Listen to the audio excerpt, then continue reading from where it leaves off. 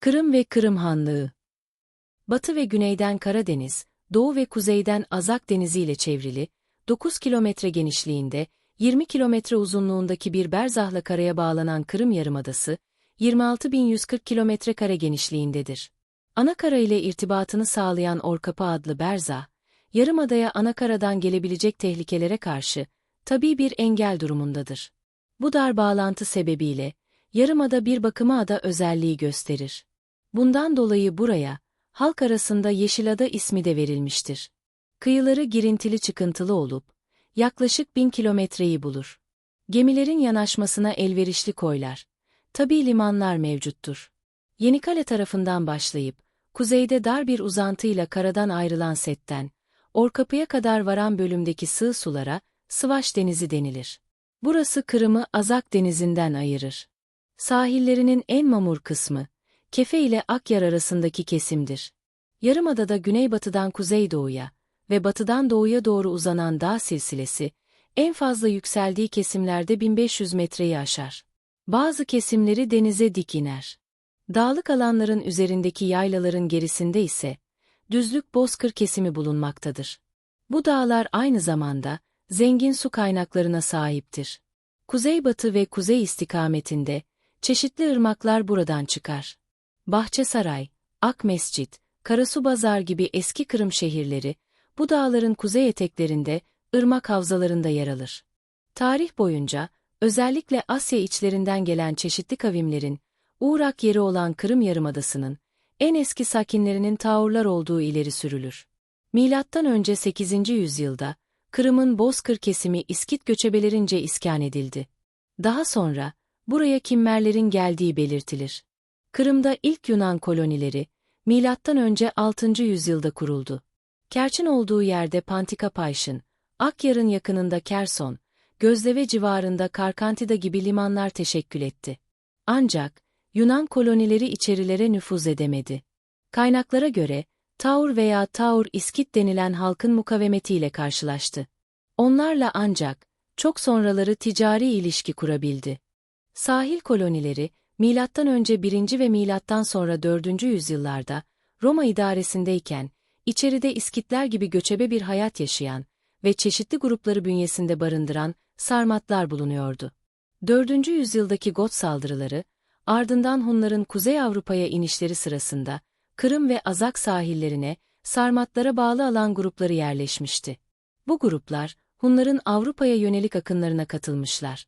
Bir kısmı dağlık alanlara ve sahillere çekilmiş, 3. yüzyılda kurulan, Sudak ve Kefe gibi şehirleri ele geçirmişlerdi. Bunlar Got bakiyeleriyle beraber, 13. yüzyıla kadar, Kırım'ın yaylalı kesimlerinde yaşadılar. Hun hakimiyetinin ortadan kalkmasından sonra, Kuban, Azak ve Don Nehri ağızlarında, çeşitli Türk kavimleri yerleşmeye başladı. Bulgarlar, bunlardan en önemli topluluktur. Sahildeki koloniler ise, Bizans İmparatorluğu'nun denetimi altındaydı. Söz konusu kolonilerin en önemlileri, Kırsones, Sudak ve Kerç idi. Ayrıca bu limanları korumak için, dağlık Kırım sahillerine, güney kesimde bazı kaleler de inşa edilmişti. 7. yüzyıla doğru Kırım'ın iç bölgeleri, Hazar Türklerinin idaresi altına girmeye başladı. Hazarlar Kırım'ı, Tudun denilen valilerle yönettiler. Gotlar ise dağlık alanlara sıkıştırılmış, kendi şehirlerinde, muhtar bir idare kurmuş durumdaydılar. Hazarlar yavaş yavaş Gotların bu yapılarını bozup, kendi idarelerini kurdular. Sahildeki Hersones'i alıp, 8. yüzyılda Kırım'ı bütünüyle kontrol altına aldılar. Hazarların yıkılışından sonra, Kırım'da Hazarya denilen küçük bir devlet ayakta kaldı. Azak Havzası'nı da içine alan bu devlet, 1083'te bağımsız bir siyasi teşekkül durumundaydı. Gerek bu bölge, gerekse önündeki deniz için, Arap coğrafyacıları Hazar tabirini kullandılar. Selçuklu dönemi kaynaklarında da, burası Hazar olarak geçer. Hazarlar Taman Yarımadası'nda, Taman Tarhan şehrini kurmuşlardı. Dinyeper ve Karadeniz yoluyla gelen İskandinav korsanları, 1016'da bu şehri ele geçirmişlerdi. Hazarların yıkılışının ardından, Peçenekler Kırım'a kadar, bozkır alanlarda yerleştiler. Sudak başta olmak üzere, Kırım'ın doğu sahillerindeki limanlar, Kıpçakların elindeydi. Hazarların bakiyeleri olarak, Musevi Karayim Türkleri, uzun süre Kırım'da yaşamışlardır. Kırım'ın 13. yüzyılda, Anadolu ile iktisadi bağları güçlendi. Anadolu Selçukluları artan ticaret hacmi dolayısıyla, buraya hakim olmak istediler. 1. Alaeddin Keykubat zamanında, Hüsamettin Çoban idaresindeki kuvvetler, Kırım'ın en önemli ticaret şehri olan Suudak'ı ele geçirdi. Bu arada, Taman da Ruslardan alınmıştı. Böylece Kırım'ın Anadolu ile irtibatı, daha da sıkı hale geldi. Burada Anadolu'dan gelmiş, pek çok tacir bulunmaktaydı. 1223'teki Kalka zaferiyle, Deşti Kıpçak'a hakim olmaya çalışan, Moğollara karşı direnen Kıpçakların, Bulgarların, Başkırt ve Asların, 1239'da Batuhan'ın ordusu tarafından dağıtılmasının ardından, Kırım'da Altın Orda hakimiyeti devri başladı. Bütün Kırım, sahildeki bazı şehirler hariç olmak üzere, Altın Orda topraklarına dahil edildi. Muhtemelen bu dönemlerde, Kırım'da yaşayanlar arasında, İslamiyet giderek yayıldı. Ticaret için Kırım'a gelen Memlük tüccarları, eski Kırım'da Sultan Baybars Camisi'ni yaptırmış. Bir diğer cami ise, daha sonra Özbek Han adına inşa edilmişti.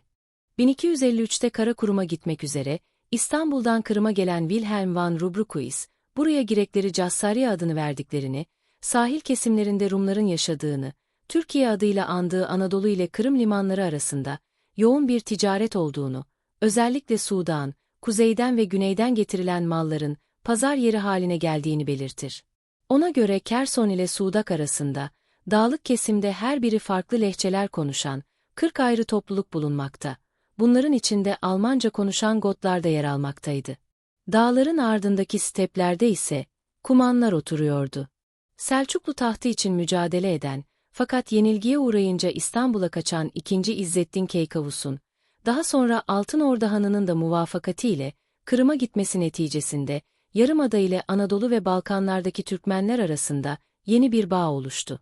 1278'de ölümüne kadar, Kırım'da kalan Keykavus'un sürdürdüğü siyasi mücadele sırasında, yanında bulunan Türkmenlerin bir bölümü burada kalmış, bir kısmı Anadolu'ya geçmişti. 1261'deki Nif Antlaşması ile, Bizans'tan ticari imtiyazlar alan Cenevizliler, Kuzey Anadolu sahilleri yanında, Kırım'da da koloniler kurdular. Kefe, Balıklava, Suudak ana ticaret üsleri haline geldi.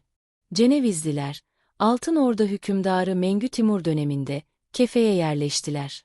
Zamanla burası Ceneviz'in koloni merkezi oldu ve idaresi Cenevizlilerin eline geçti. Suudak 1365'te, Ceneviz kontrolüne girmişti. 1380'de, Cenevizlilerle Altın Orda Hanlığı arasında yapılan anlaşmada, Balıklava'dan Suudak'a kadar olan yerlerin, Cenevizlilere bağlı sayılması kabul edilmişti.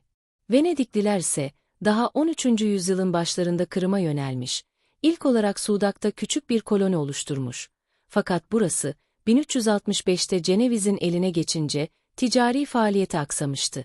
Onların 1204'ten, biraz sonra yerleştikleri asıl merkezleri azaktı. 1333'te Kırım'a giden İbni Battuta, eski Kırım'a uğramış, burada müstakbel Kırım hanlarının ceddi olan, Togay Timur neslinden Tülek Timur'la görüşmüştür. Kefe'yi büyük bir şehir olarak tanıtan İbni Battuta, buradaki Cenevizlilerden bahsedip, Solhat, Kerç gibi önemli şehirlerin bulunduğunu yazar. Yine 14. yüzyıl sonlarında Şiltbiberger, Kırım'ı Kıpçak yurdu gibi gösterir. Kefe'nin çok kalabalık bir yer olup, halkının Cenevizli, Rum, Ermeni olduğunu, birçok tüccarın burada bulunduğunu belirtir. Kıyı kesimlerindeki kalabalık Hristiyan nüfus, varlığını uzun süre korumuştur. Ortodoks Hristiyanların, eski Kırım'da bir piskoposluk merkezleri vardı. Latinler ise, Kefe'de 1318'de, bir piskoposluk kurmuşlardı. Cenevizliler tarafından korunan Fransiskenler, Kırım'da hayli faaldiler. Yine Kerson'daki piskoposluk, 1333'te kesin olarak kurulmuş ve bütün bu gruplar özellikle Tatarlar arasında misyonerlik faaliyetini başlatmışlardı. Fakat bu teşebbüsler, 14. yüzyıl sonlarında başarısızlıkla sonuçlandı. Yahudi grupları ise daha çok Karayim Türklerinden oluşuyordu ve bunların merkezleri Çufutkale'ydi. Altın Orda hükümdarı Toktamış Han ile mücadeleye girerek bu devleti parçalayan Timur, 1395'te Azak'ı tahrip etti. Kefe'yi de ele geçirerek Ceneviz kolonilerine ağır bir darbe vurdu. Fakat bu durum geçici oldu. Fatih Sultan Mehmed'in Kefe seferine kadar, Cenevizliler Kırım'daki kolonilerini ellerinde tuttular. Bu arada, Altın Orda'nın parçalanmasından sonraki iç çekişmeler, Kırım'da etkili olmuş, karışıklıklar Kırım Hanlığı'nın kuruluşuna kadar sürmüştür. 1475'te Kefe'yi alıp, kıyı boyunca eski Ceneviz kolonilerini ele geçirerek, bu bölgede bir sancak kuran Osmanlıların, Kırım Hanlığı'nı kendi himayelerine almalarıyla yeni bir dönem başlamış oldu. Yarımada'da Kerç'ten itibaren, Balıklava'ya kadar uzanan sahiller, doğrudan Osmanlı kontrolü altına alındı. Buranın iç kesimleri, Kırım Hanlarına aitti. Gerek Kırım, gerekse Osmanlıların kontrolündeki kesimde bulunan şehir ve kasabalar, zamanla gelişti, tarihi eserlerle donatıldı. Buralar tipik bir, Türk İslam merkezi özelliği kazandı. Bu faaliyetlerde, giderek Osmanlı tarzı ve tesiri, önemli ölçüde hakim oldu. Hanların yazın yaylaya çıktıkları, Kırkyer ve Salacık mevki, Bahçesaray adlı hanlık merkezinin nüvesini oluşturdu. Çürüksu Vadisi'nde inşa edilen Han Sarayı, Osmanlı tarzında yapılmıştı. Kırım veliahtları ise, Orkapı mevkiinde bulunuyorlardı. Orkapı, 1538'e doğru, Sahip Giray Han tarafından tahkim edildi. Kırım Yarımadası'na giriş yeri olan bu dar berzahın, uç kısmında Ferah Kirman adlı bir kale yaptırıldı. 18. yüzyıl ortalarında, Kırım'da bulunan Baron de Thot, bu istihkamlardan hayranlıkla söz eder. Kırım Hanlarının önceki merkezi Eski Kırım'dı. Burası gelişmiş bir şehir durumunda olup, Sultan Baybars Camii, Özbek Han Camii, Hacı Mehmet Camii, Hacı Ömer Camii yer alıyordu. Bahçesaray ve Salacık'ta da, Hanlar birçok eser inşa ettirmişlerdi. Bağlarıyla meşhur Ak Mescit, Kalgay Sultanların oturduğu yerdi. Hanlığın batı kıyısındaki Gözleve, önemli bir liman durumundaydı. Burada Mimar Sinan'a atfedilen Tatar Han Camii, Cuma Camii, Nurettin Sultan Camii bulunuyordu. Diğer yerleşmelerden Karasu Bazar, iç kısımda kurulmuştu. Kıyı boyunca Mangub, İnkerman, Balıklava, Yalta, Aluşta, Suğdak, Kefe, Kerç Osmanlı bölgesinde kalmaktaydı. Kefe sancağına ait, 1530 tarihli Rumeli Vilayeti İcmal defterinde ve 1542 tarihli Tahrir defterlerinde bulunan kayıtlar, bu şehir ve kasabalar hakkında ayrıntılı bilgiler verir. Buna göre Kefe'nin toplam nüfusu, yaklaşık 16 bine ulaşmaktaydı. Burası Kırım'ın en kalabalık ve en faal merkezi durumundaydı. Nüfusun çoğunluğunu, Hristiyan gruplar oluşturuyordu. İkinci kalabalık şehir Suğdak idi. Toplam nüfusu 1600 dolayındaydı. Diğer önemli yerleşim yeri İnkerman olup, burada 1100 kişi yaşıyordu. Ayrıca daha sonra, büyük önem kazanacak olan Yalta da, 3 mahalleli bir kasaba görünümündeydi. Balıklava 950, Mangub ise önce 900, daha sonra 500 kişilik bir nüfusa sahipti. Kefe dışındaki şehirlerde, nüfus bakımından nispi bir gerileme olurken, Kerç'in nüfusu 600 dolayından 1200'e yükselmişti. Burada Şehzade Camii ve Hacı Sinan Camii bulunuyordu. Bu şehirlerin nüfusunda Rum, Ermeni ve Yahudi gruplarının toplamı, Müslüman nüfusa göre oldukça fazlaydı. Gayrimüslim nüfus içerisinde, Türkçe adlar taşıyanların mevcudiyeti, Hristiyanlaşmış olan Tatarların varlığını ortaya koyar. Bunlar Rum olarak deftere kaydedilmiştir. 17. yüzyıldan itibaren, giderek Hristiyan nüfusta azalma olmuştur. Osmanlı idaresi altındaki bölgelerin, şehir ve kırlardaki hane toplamı, 16. yüzyıl ortasında 4292 iken, 1638'de 3062, 1649'da 2126, 1662'de ise 1340 haneye düşmüştür. Osmanlı hakimiyeti sırasında, Kırım'da giderek ziraatında önem kazandığı ve çiftlikler kurulduğu, tarıma elverişli sahaların ekilmeye başlandığı anlaşılmaktadır. Ancak hayvan yetiştiriciliği yine de önemini korudu. Kırım transit ticarette ön plana çıktı. Kırım tüccarı, Hazar kıyılarındaki şehirlere, Moskova'ya, Kazan'a, Tebriz'e, kuzeyde Baltık ülkelerine ve Tuna boyundaki merkezlere kadar gidiyordu. Bunlar aldıkları kürkleri ve diğer mamulleri, Anadolu'dan gelen tacirlere satıyorlardı. Kırım'dan Osmanlı ülkesine ve Mısır'a daha çok esir, kürk, deri balık ve balık ürünleri, bal mumu, tuz sevkiyatı yapılıyordu. Anadolu'dan ise, muhtelif pamuklu dokumalar Kırım'a gelir ve buradan kuzey steplerindeki ülkelere ulaştırılırdı.